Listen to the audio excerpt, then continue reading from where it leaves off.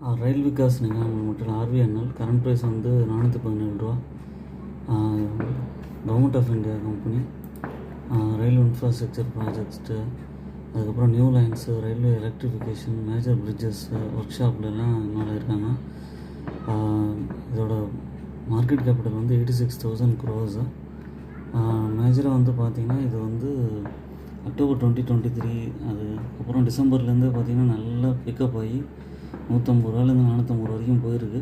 ஒரு டிப்லையும் வாங்குங்க, கண்டிப்பாக வந்து திரும்ப வந்து ஏறி வரும். அது வந்து ஒரு ஷார்ட் டேர்மில் 450-460 ருபீஸ் வரைக்கும் போக வாய்ப்பு இருக்குது. மெயினாக வந்து ஹெல்த்தி டிவிடெண்ட் பே அவுட் 33.4%. அப்புறம் சேல்ஸ் க்ரோத் வந்து 26.2 லாஸ்ட்டு 10 இயர்ஸில் வந்து வந்திருக்கு. பப்ளிக் செக்டர் கம்பெனி தான், நம்ம நம்பி வாங்கலாம்.